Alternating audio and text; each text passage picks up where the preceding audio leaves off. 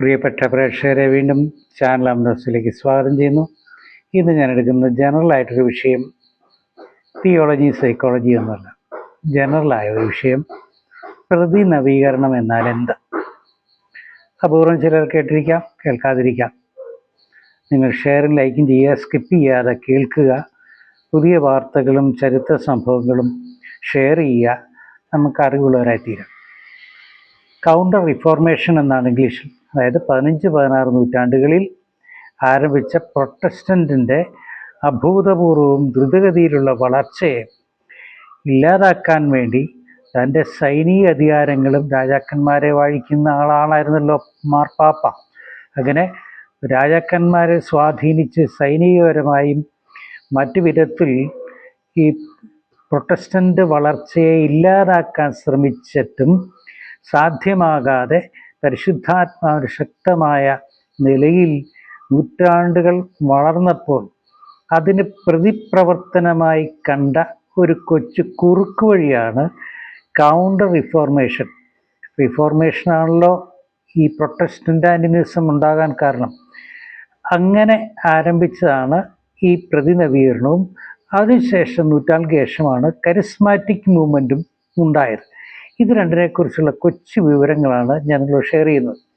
16-17 നൂറ്റാണ്ട് തുടക്കത്തിൽ പ്രൊട്ടസ്റ്റന്റിനെതിരെ റോമൻ കത്തോലിക്കരുടെ ശ്രമങ്ങളാണ് ഇതിൻ്റെ ആരംഭം ഞാൻ ഉറപ്പിച്ചു. എന്നാൽ പിന്നീട് 20-21 നൂറ്റാണ്ടുകളിൽ കരിസ്മാറ്റിക് മൂവ്മെൻ്റ് ആരംഭിച്ചത് ഇതിൻ്റെ മുഖേനയാണ്. അങ്ങനെ പ്രൊട്ടസ്റ്റന്റിൻ്റെ വളർച്ചയെ തടയുക എന്ന, നോക്കണം, ക്രൈസ്തവ സഭയുമായി ഒരു ബന്ധമില്ലാത്ത, സത്യത്തിൽ വിശുദ്ധ ബൈബിൾ അടിസ്ഥാനത്തിൽ കത്തോലിക്കർ ക്രൈസ്തവരല്ല.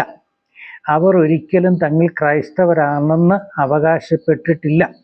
അവർക്ക് വിശുദ്ധന്മാരും പുണ്യാളന്മാരും പുണ്യാളത്തികളുമായി അവരുടെ വേറെ വഴി പോകുമ്പോൾ അതേ കത്തോലിക്ക വിഭാഗത്തിൽപ്പെട്ട പുരോഹിതനും തിയോളജി പഠിപ്പിച്ച കത്തോലിക്ക തിയോളജി പഠിപ്പിച്ചത് ആളും പിന്നെ സെക്കുലർ അധ്യാപകനുമായിരുന്ന മനുഷ്യനായിരുന്നല്ലോ മാർട്ടിൻ ലൂതർ.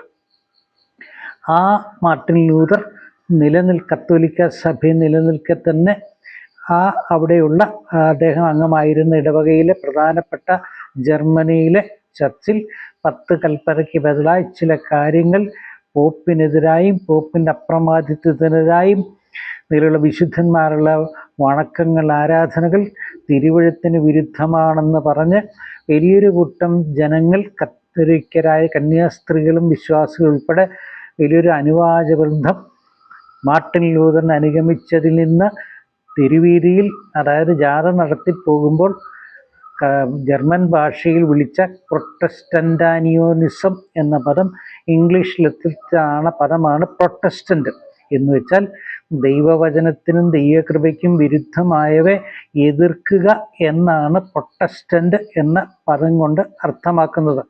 അങ്ങനെ ഒരു പദം ഇംഗ്ലീഷ് ഡിക്ഷണറി എത്തിയത് മാർട്ടിൻ ലൂതറിന് ശേഷമാണ്. അപ്പോൾ പോപ്പിൻ്റെ അധികാരങ്ങളും അത് അവരുടെ വ്യക്തിപരമായ കാര്യമാണെങ്കിലും ഈ പറഞ്ഞ പ്രവൃത്തികളെ നിർത്താൻ അവർക്ക് കഴിഞ്ഞില്ല. അങ്ങനെ യൂറോപ്പിൽ ഉടനീളം നിരവധി സ്കൂളുകളും സർവകലാശാലകളും അവർ കത്തോലിക്ക സ്ഥാപിച്ചു എന്നും ഏഷ്യയിലും ഒക്കെ സ്ഥാപിച്ചത് സാങ്കേതികമായും ജനറലായി പറഞ്ഞാൽ അനേകർക്ക്, കോടിക്കണക്കിന് ജനങ്ങൾക്ക് വിദ്യാഭ്യാസം ഇടവരുത്തി എന്നുള്ളത് പൂർണ്ണമായി അംഗീകരിക്കേണ്ടതാണ്.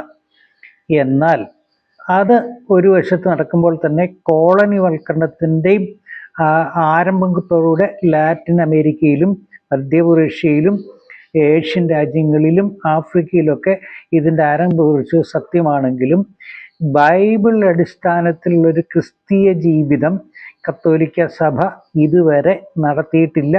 ഇനിയും കർത്താവിൻ്റെ 2ാം വരവിന് ശേഷവും നടക്കുകയില്ല എന്ന് ചരിത്രപരമായ സത്യമാണെന്ന് ഞാൻ നിങ്ങളെ ഓർപ്പിക്കട്ടെ.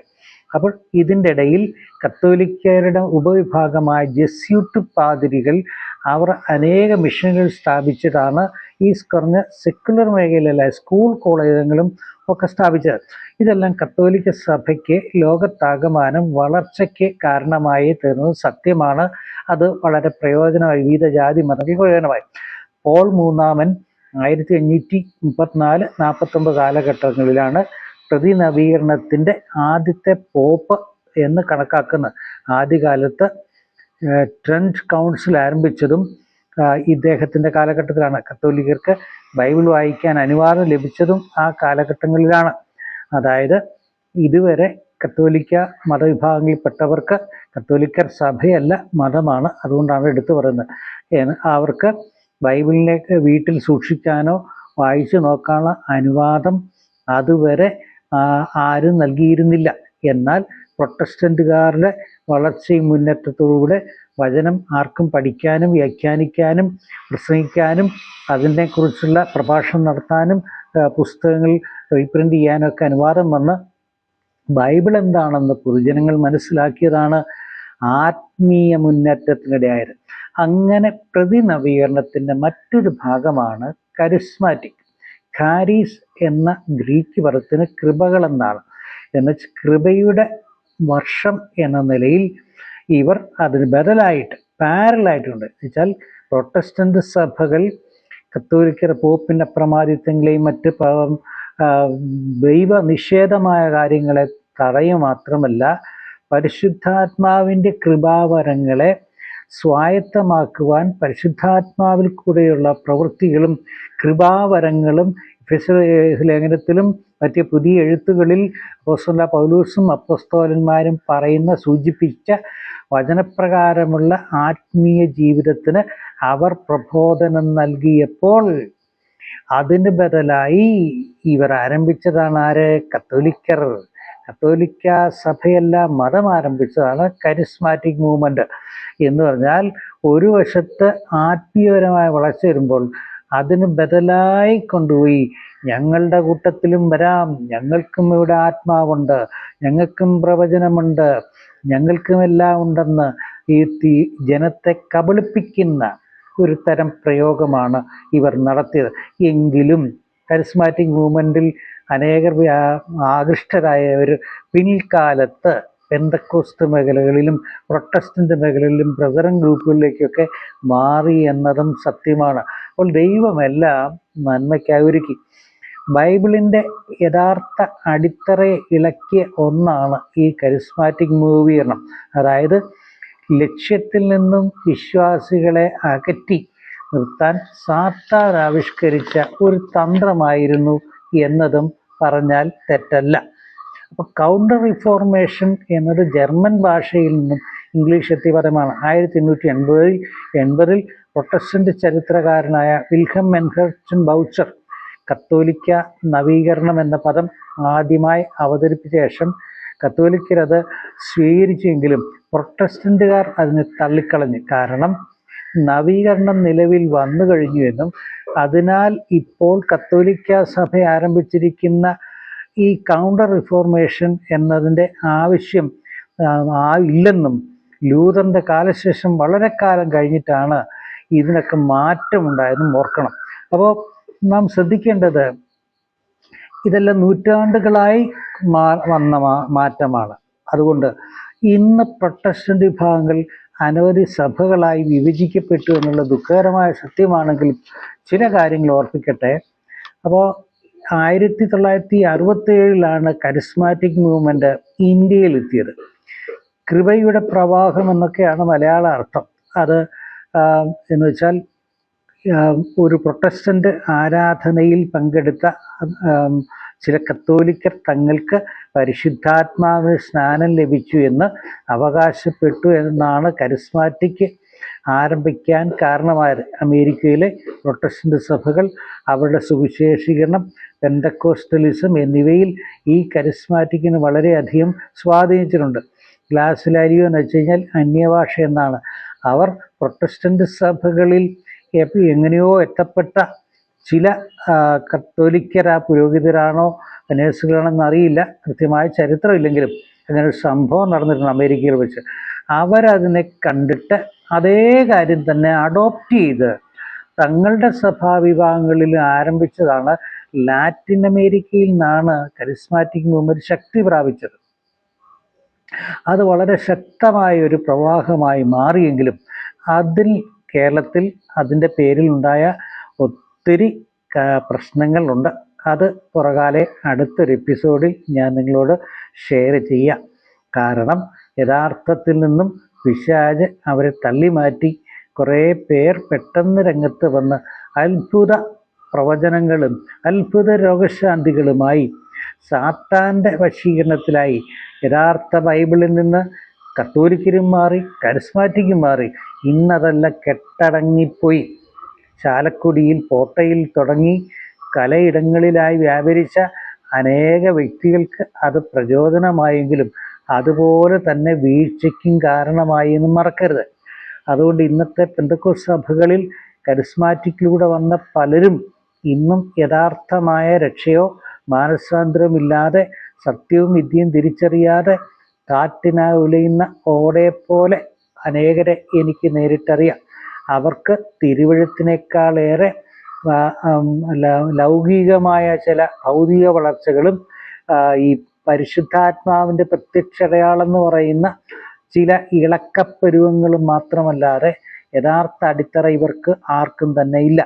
പ്രവചനങ്ങൾ, വിശ്വാസ രോഗശാന്തി എന്നിവ ഇവരും പ്രൊട്ടസ്റ്റന്റുകാരെ പോലെ തന്നെ ഈ പറഞ്ഞ കരിസ്മാറ്റിക്കുകാരും ആരംഭിച്ചു. ഇത് പെന്തക്കോസ്ത് സഭകളുടെ പാത പിന്തുടർന്ന് നടത്തിയ കൃത്രിമ റെവലേഷൻ ആയിരുന്നു എന്നതിൽ തർക്കമില്ല. അത് നിങ്ങൾ അംഗീകരിച്ചാലും ചരിത്രത്തിൽ തെളിവുണ്ട്. അപ്പോൾ പറഞ്ഞു വരുന്നത് മിസ്റ്റിക്കൽ ബോഡി ഓഫ് ക്രൈസ്റ്റ്. അത് മിസ്റ്റിക്കൽ എന്ന് വെച്ചാൽ നിഗൂഢമെന്നാണ്. പക്ഷെ അപ്പോസ്തലനായ പൗലോസ് പറയുന്നത് നിഗൂഢതയല്ല, തനിക്ക് ബോധ്യമായ വെളിപ്പെടുത്തിയ, അതായത് അറേബ്യയിൽ 3.5 വർഷമായി ദൈവം കൊണ്ടുപോയി പൗലോസിനോട് സംസാരിച്ച പല കാര്യങ്ങളൊന്നാണ് മിസ്റ്റിക്കൽ ബോഡി ഓഫ് ക്രൈസ്റ്റ്. ഒന്ന് വരുന്നത് 12:12-34 വരെയും, എഫെസ്യ ലേഖനം 1:13, 2:22 വാക്യങ്ങളിൽ മനുഷ്യ ശരീരത്തിൽ അവയവങ്ങൾ പലതാണെങ്കിലും ശരീരം ഒന്നായിരിക്കുന്ന പോലെ വ്യത്യസ്തമായ സഭകൾ വിഭാഗങ്ങളാണെങ്കിൽ തന്നെയും അവർ ഏക സത്യദൈവമായ ക്രിസ്തുവിൽ വിശ്വസിക്കുന്നു എന്നുള്ള പ്രമാണമാണ് ശരിയെങ്കിലും ക്രിസ്തുവിൻ്റെ വിശ്വസിക്കുന്ന ഏവരും ഏത് വിഭാഗത്തിലാണെങ്കിലും സത്യമാണെങ്കിലും തന്നെ പറയട്ടെ, അടിസ്ഥാന ഉപദേശങ്ങളിൽ നിന്ന് വിട്ടുമാറിയാൽ എങ്ങനെ മിസ്റ്റിക്കൽ ബോഡി ഓഫ് ക്രൈസ്റ്റ് ആകും? ക്രിസ്തുവുമായി ബന്ധമില്ലാത്ത ഉപദേശങ്ങളും ക്രിസ്തീയതയുമായി ബന്ധമില്ലാത്ത ജീവിതങ്ങളും ഇന്ന് പ്രൊട്ടസ്റ്റന്റിലെ അനവധി സഭകളിലുണ്ട്. അതിലൊന്നാണ് ശാബത്ത് മിഷനും യഹോവ സാക്ഷിക്കാരെയൊന്നും എങ്ങനെ കണക്ക് കൂട്ടാൻ പറ്റും? അവർ ഇന്നും യഹൂദരെ പോലെ ശാബത്ത് മിഷനായിരിക്കുമ്പോൾ അവരെങ്ങനെ ക്രിസ്തുവിൻ്റെ ബോഡി ഓഫ് ക്രൈസ്റ്റിൽ വരും? ഞാൻ ക്രിസ്ത്യാനി എന്ന് അവകാശപ്പെടുകയല്ല വേണ്ടത്, മറിച്ച് ക്രിസ്തീയതയിൽ നിന്നുകൊണ്ട് ജീവിച്ച് ലോകത്തിന് മാതൃക കാണിക്കണം. അതല്ലേ ബൈബിൾ പഠിപ്പിക്കുന്നത്. അതുകൊണ്ട് എൻ്റെ പ്രിയപ്പെട്ട ക്രൈസ്തവ സഹോദരി സഹോദരങ്ങളെ, എന്നെ ഈ കേൾക്കുന്ന ഏവരും ഉള്ളവരെ, നിങ്ങൾ ഏത് മതത്തിലും, ഞാനൊരു മതവിശ്വാസിയല്ല, ദൈവവിശ്വാസിയാണ്. നിങ്ങൾ മതവിശ്വാസം വിട്ട് ദൈവവിശ്വാസത്തിലേക്ക്. മറ്റൊന്ന്, ഏതെങ്കിലും തരത്തിലുള്ള മൂവ്മെൻ്റ് തമ്മിൽ ഇളക്കപ്പരുവങ്ങളിലേക്ക് പോകുന്ന ഒരു ആത്മീയ ജീവിതമല്ല. ഇളകാനും തുള്ളാനും എന്താണ് സിനിമാറ്റിക് ഡാൻസോ കാബേറയാണോ? അല്ലല്ലോ. ദൈവപ്രമാണമില്ലേ? ദൈവവചനത്തിൻ്റെ അടിത്തറയില്ലേ? എങ്ങനെ ആരാധിക്കണം, എങ്ങനെ ആകരുതെന്നൊക്കെ ബൈബിൾ കൃത്യമായി പറയുന്നു. സഹോദരന്മാരെ, ഞാൻ നിങ്ങളെ ബുദ്ധി ഉപദേശിക്കുന്നത്, മനസ്സലിവോട് പറയുന്നത്, ബുദ്ധിയുള്ള ആരാധനയായി ദൈവത്തെ ജീവനും ഭക്തികളായി ആരാധിക്കാൻ തിരുവഴുത്ത് പറയുമ്പോൾ എന്തെങ്കിലുമൊക്കെ കാട്ടിക്കൂട്ടുന്നതാണോ ആരാധന? അല്ല. ഇന്ന് പല സഭകളിലും, പെന്തക്കോസ്ത് സഭകളിലും ഈ കരിസ്മാറ്റിക്കിൻ്റെ വിത്തുകൾ ഇപ്പോഴും ഉണ്ട്. അവരെ ഇനി നന്നാക്കാൻ ദൈവത്തിന് പോലും കഴിയില്ല. കാരണം നിങ്ങളൊന്ന് ക്രിസ്തുവിലേക്ക് മടങ്ങുക, യഥാർത്ഥ ദൈവവചനം എന്താണെന്ന് തിരിച്ചറിയുക, രക്ഷയും മാനസാന്തരവും മുഴുവൻ സ്നാനവും നിങ്ങൾ സ്വീകരിക്കുക. അതോടൊപ്പം തന്നെ വചനപ്രകാരം ജീവിക്കാൻ ഇടവരട്ടെ. അതുകൊണ്ട് ജനത്തെ തെറ്റിച്ച് കളയുന്ന, ഇളക്കിവിടുന്ന കരിസ്മാറ്റിക്കല്ല നമുക്ക് ആവശ്യം. പരിശുദ്ധാത്മാവിൻ്റെ കൃപകൾ വേണം.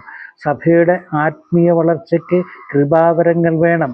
അതുകൊണ്ടാണ് ബൈബിളിൽ തന്നിരിക്കുന്നത്. എന്നാൽ അതിനെ വികലമാക്കാതെ നിങ്ങൾ വചനത്തിലേക്ക് വരിക, ഒരു ഷെയറും ലൈക്കും ചെയ്യുക, സ്കിപ്പ് ചെയ്യാതെ കാണുക, സബ്സ്ക്രൈബ് ചെയ്യുക.